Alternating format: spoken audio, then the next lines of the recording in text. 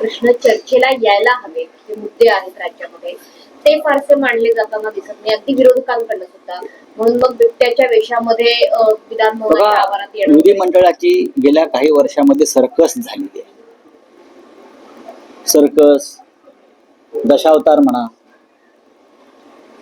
गांभीर्य संपलं विधिमंडळातल्या कामकाजाचं आणि पार्लमेंट मधल्या कामकाजाचं सुद्धा. संसदेमध्ये विरोधी पक्षनेते राहुल गांधी आणि प्रियांका गांधीमुळे संसदेमधल्या चर्चेमध्ये जान आहे किंवा लोकशाही जिवंत असल्याचं एक भान आहे. संसदीय लोकशाहीमध्ये सभागृहात मग महानगरपालिका असेल, जिल्हा परिषद असतील, नगरपालिका असतील, विधानसभा आणि संसदेमध्ये विरोधी पक्ष नेता असणं ही लोकशाहीची गरज आहे, संविधानाची सुद्धा ती आवश्यकता आहे. पण गेल्या काही वर्षामध्ये, विशेषतः 10-11 वर्षामध्ये विरोधी पक्षनेता कुठे ठेवायचाच नाही त्या दृष्टीने मांडणी करायची निकालांची, हे अमित शहा आणि मोदी यांच्या राजकारणाने ठरवलेलं आहे. मग महाराष्ट्र असेल, दिल्ली असेल, तरीही दिल्लीमध्ये यावेळेला राहुल गांधी यांनी 100 खासदार स्वतःचे आणि आमच्यासह मोठ्या प्रमाणात 240 लोक निवडून आणल्यामुळे विरोधी पक्षनेते पण टाळता आलं नाही. पण विरोधी पक्षनेत्याचा सातत्यानं अपमान कसा करता येईल हे मात्र हे लोक पाहत असतात. महाराष्ट्रासारख्या राज्याला विरोधी पक्षनेता दोन्ही सभागृहात नाही, विधानसभेत नाही आणि विधान परिषदेत नाही, याची सत्ताधाऱ्यांना लाज वाटली पाहिजे. लाज वाटली पाहिजे की विरोधी पक्ष नेत्याशिवाय तुम्ही कामकाज पुढे रेटताय, याचा अर्थ विरोधी पक्ष नेत्याला तुम्ही घाबरता. मग तो शिवसेनेचा असेल, काँग्रेसचा असेल किंवा राष्ट्रवादी काँग्रेस असेल, तुमची सायटी काढली जाते, तुम्हाला प्रश्न विचारले जातात, तुमच्या चुका दाखवल्या जातात. लोकशाहीमध्ये महत्वाचं साधन आहे.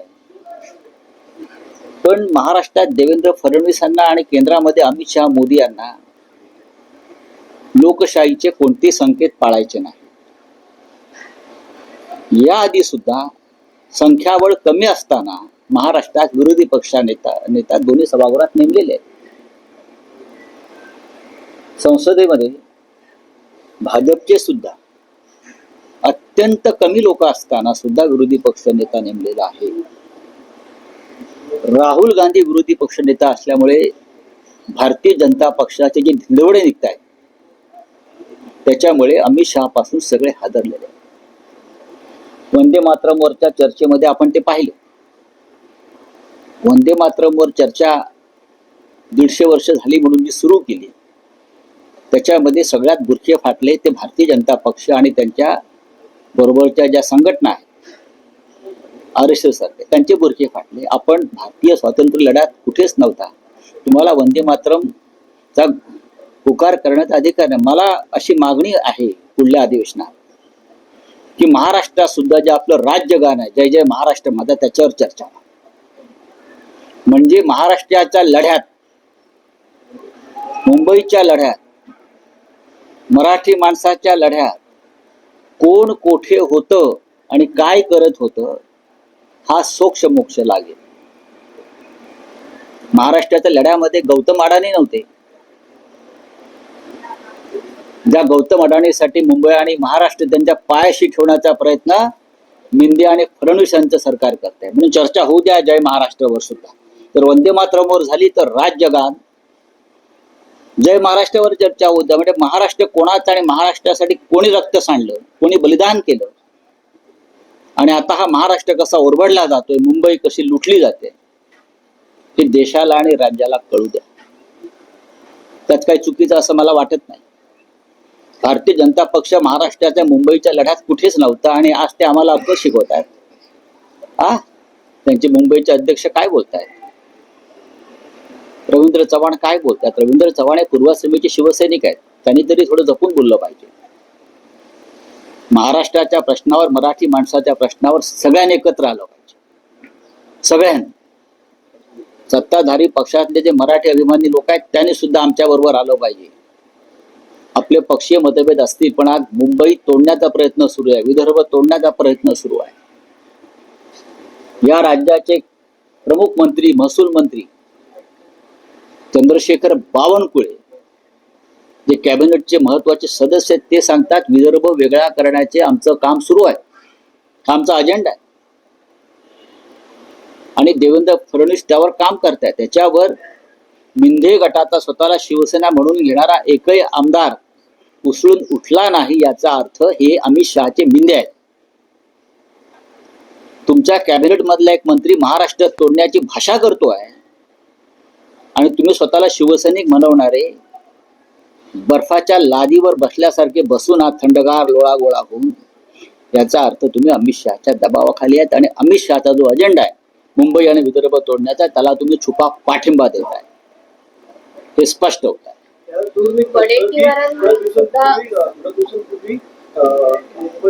महाराष्ट्र आणि गुजरातच्या बॉर्डरवर देखील पालघर मध्ये गुजरात पूर्णपणे घुसलेलं आहे.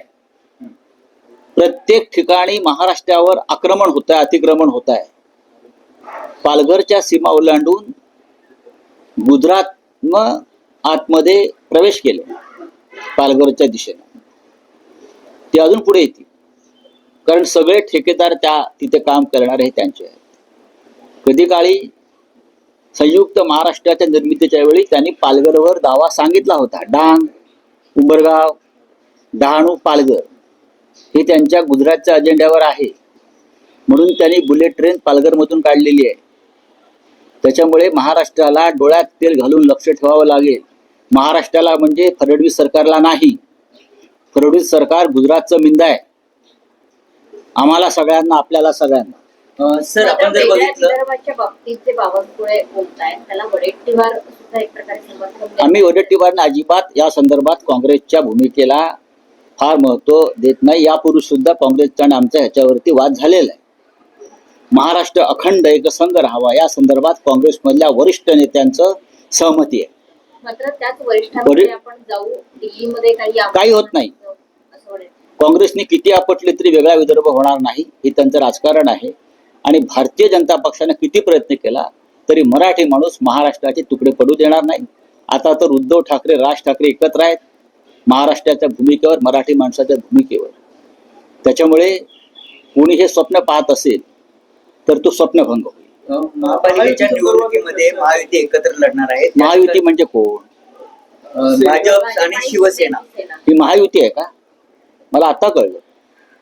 एक डुप्लिकेट पक्ष, बोगस, जो अमित शहाचा आहे, तेच भाजप बरोबर युती करतायत. म्हणजे सिस्टर कन्सर्न आणि बिग कन्सर्न. मिंध्यांचा पक्ष हा अमित शहाचा पक्ष आहे, म्हणून अमित शहाच्या पायाशी जाऊन एकनाथ शिंदे यांनी युती करायला भाग पाडला. पण महाराष्ट्रात देवेंद्र फडणवीस, रवींद्र चव्हाण यांच्यासह संपूर्ण महाराष्ट्राचं आणि मुंबईचं भाजपा युनिट या तुमच्या सोकॉल महायुतीच्या विरोधामध्ये. एकनाथ शिंदे हे रडगाणा घेऊन जेव्हा अमित शहाकडे गेले, म्हणजे त्यांच्या मायबापाकडे गेले, याचा अर्थ स्पष्ट आहे, एकनाथ शिंदे यांची कुठेच ताकद नाही. त्यांना भारतीय जनता पक्षाच्या मतावर आपल्या जागा निवडून आणायच्या आहेत, ज्या विधानसभेलाही झालं. शिंदेची जर ताकद असती तर एवढे अपमान होऊन प्रदेशाध्यक्षाकडून ते रडत गेले नसते अमित शहाकडे. आणि अमित शहाचं राजकारण याच्यामध्ये असं आहे, त्यांना देवेंद्र फडणवीसांना चेकमेट करायचं, म्हणून ते एकनाथ शिंदेला ताकद द्यायचा प्रयत्न करतात.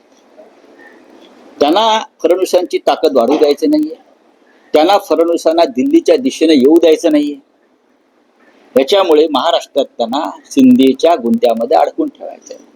एकनाथ शिंदेची कुठेही ताकद नाही. मी वारंवार सांगतोय, भारतीय जनता पक्षाच्या मतांवर त्यांना आलेली सूज आहे आणि पैसे, यंत्रणा.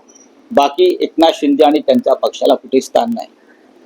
अमित शहाचे इंजेक्शन आहे, टॉनिक. बाकी काय आहे? यंत्रणा.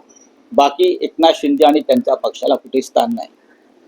अमित शहाचे इंजेक्शन आहे, टॉनिक. बाकी काय आहे एकनाथ शिंदे? निवडणुका आता होत आहेत आणि 2 ठाकरे एकत्र आले त्याची भीती आहे. महाराष्ट्रामध्ये माननीय उद्धव ठाकरे आणि माननीय राज ठाकरे हे एकत्र आल्यामुळे यांना भीती आहे की आता आपलं काय होणार. त्याच्यामुळे मराठी माणसाच्या मतामध्ये तुकडा पाडण्यासाठी अमित शहाने एकनाथ शिंदेना कोणत्याही परिस्थितीत बरोबर घ्या असा संदेश दिलेला आहे. खरं म्हणजे महाराष्ट्रातलं भारतीय जनता पक्षाचं जे संघटन आहे ते या महायुतीच्या विरोधात.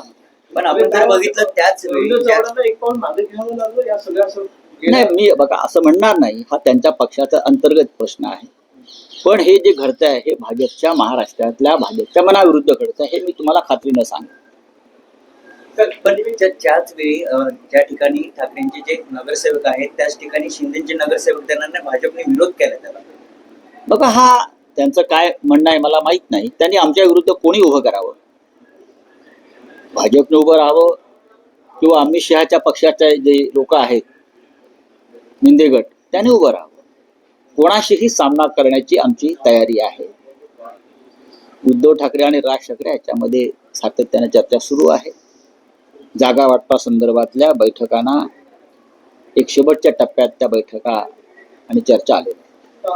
आंबेडकरांचं संपूर्ण प्रकरण आपल्याला माहितीच आहे. कुठलं आंबेड या पाच पवार अजित पवार असं म्हणतात की ज्या क्षणी अधिकाऱ्यांकडे ही फाईल आली त्या क्षणी अधिकाऱ्यांनीच सांगायला होतं की याच्यामध्ये अनागोंदी किंवा याच्यामध्ये ताकदपणे नाहीये. असं आहे की तुमच्या पार्थ पवारच्या पिताश्रींचं एवढं वजन आहे सरकारवर, कोणाची हिंमत आहे सांगण्याची? कोणाची हिंमत आहे का? जय शहाला कोण मार्गदर्शन करण्याची कोणाची हिंमत आहे का? हा सांगा ना. जय शहा सांगेल तेच कर, तसं पार्थ पवार सांगतील तेच कर. पार्थ पवार एखादं प्रपोजल घेऊन आलेले आहेत, कोणाची हिंमत आहे महसूल खात्यामध्ये प्रशासनामध्ये? जय शहाने एखादी गोष्ट सांगितली अमित शहाच्या चिरंजीवाने, कोणाची हिंमत आहे? हा पाकिस्तान बरोबर सामना खेळला ना देशाच्या विरोध असताना, जय शहाची इच्छा होती. तसंच आहे बघा. आता फार रंगसफेदी करू नये अजित पवारांनी, गुन्हा केलेला आपल्या पुत्रानं, आणि हे हायकोर्टानं सांगितलंय यांना का दूर ठेवलाय का? आता सामोरे जा.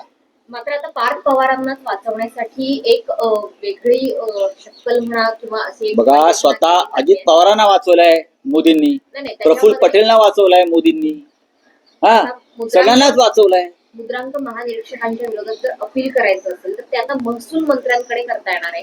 ही कायदा दुरुस्ती केलेली आहे ना. आहे, याकरता कोर्टाकडे आधी जावं लागायचं. आता मात्र महसूल मंत्र्यांकडे सुद्धा अपील करता येणार आहे. होय. त्यामुळे पार्थ पवारांना हा आता एक सोपा रस्ता आहे ना, हे सोपे रस्ते निर्माण करतात आपल्या गटातल्या भ्रष्टाचारांना वाचवण्यासाठी. आणि अजित पवारांचे चिरंजीव आहेत म्हणजे राजपुत्रच आहेत ते. चला हिंदी में कुछ आहे.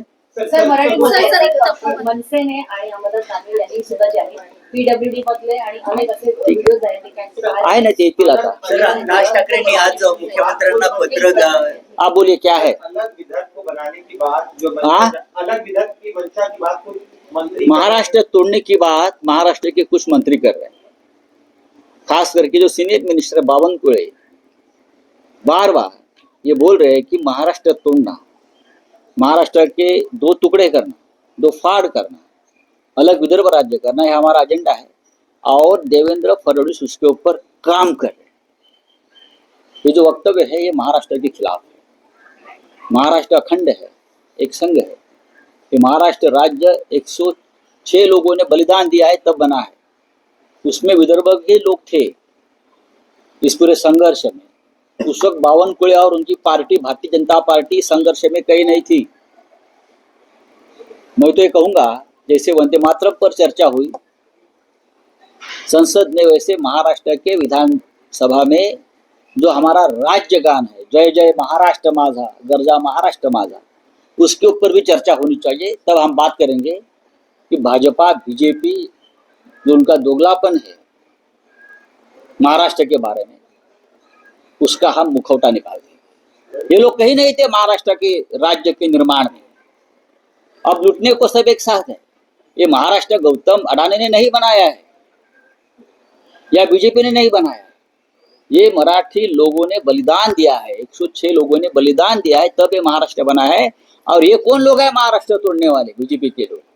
मुझे तो आश्चर्य है जो उनके साथ जो अमित शाह की जो पार्टी है, डुप्लीकेट शिवसेना, जो अमित शाह की पार्टी है, अपने आप को शिवसेना मानती है, वो लोग क्यों चुप बैठे?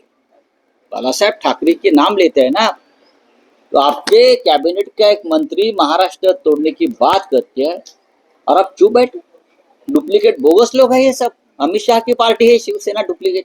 सर, जज स्वामीनाथन के मुद्दे पर शिंदे गुट का कहना है कि मुस्लिम मतों के लिए अरे छोड़ो, उनको क्या मालूम है महाअभियोग। ये आरएसएस के बगल बच्चे बैठे हैं हाईकोर्ट और सुप्रीम कोर्ट में। हाँ, वो आपके खबर में निकाल देते हैं। इसलिए आपको चाहिए संविधान से काम चलेगा। संविधान से, जो संविधान के तहत काम करेगा उसे हम न्यायमूर्ति मानते हैं, जस्टिस मानते हैं। ये नहीं चलेगा। चलिए, थैंक यू। तर आदिवासी मुलींना पळवणाऱ्या काही टोळ्या राज्यामध्ये नक्कीच कार्यरत आहेत. झालेल्या आहेत. नक्कीच आहेत. आणि राज ठाकरेंनी देखील आज मुख्यमंत्र्यांनी एक पत्र दिले की लहान लहान मुलांना पळवणारी जी मुंबईतून वाढली आहे. मुंबईतून मुली गायब होण्याचं प्रमाण वाढलेलं आहे, बेपत्ता होत आहे.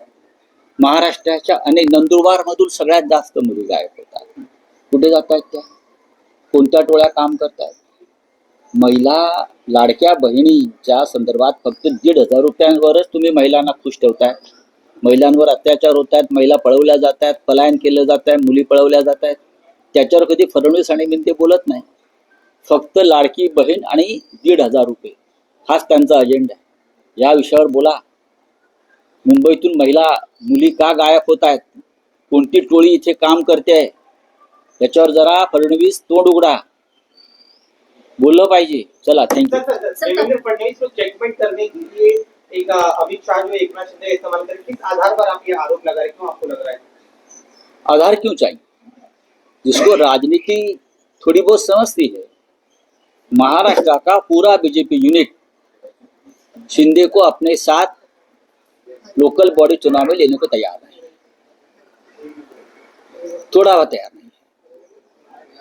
फिर शिंदे जाते हैं अमित शाह के पास, उनके चरणों में बैठते हैं, रोते हैं। इसलिए वो रोते हैं कि शिंदे की पार्टी ये अमित शाह की पार्टी है, उसने बनाई हुई पार्टी है, शिंदे को चलाने को दिया है। शिंदे उनका महाराष्ट्र का ठेकेदार है और अमित शाह आदेश देता है कि उनके साथ अलायंस करो, मीन्स मेरे पार्टी के साथ अलायंस करो, तो पार्टी को। दूसरी बात है कि अमित शाह जी और देवेंद्र जी का रिश्ता सबको मालूम है क्या है अंदर से। अमित शाह जी देवेंद्र जी को दिल्ली की तरफ आने से रोकना चाहता है। Thank you. सर, तर तपोवन तपोवनच्या बाबतीत विरोधकांना स्थगिती देण्यात कमी आलेली पडला आहे. आहे का? झाडं पाडल्यावर थोडंसं समोर जातं. 1200 झाडांची कत्तल केल्यावर हे सगळं ठरवून चालतं. आरेच्या बाबतीत तेच झालं. आता तुमची 1200-1500 झाडं आतापर्यंत तुम्ही त्यांची हत्या केल्यावर तुम्ही स्थगिती देताय, काम करून घेतलं आणि आता स्थगिती देताय, हे ढोंग आहे. सर, काल शरद पवार साहेबांचा वाढदिवस होता, तुमचं काही बोलणं झालं का त्याच्याशी? त्यांचं माझं बोलणं झालं. काही राजकीय चर्चा? सगळी महाविकास आघाडी जिथच्या तिथ्या, काळजी करू नका. जे काय बातम्या आहेत विलिनीकरण अमुक तमुक त्यात काही तथ्य नाही. सर, मनसे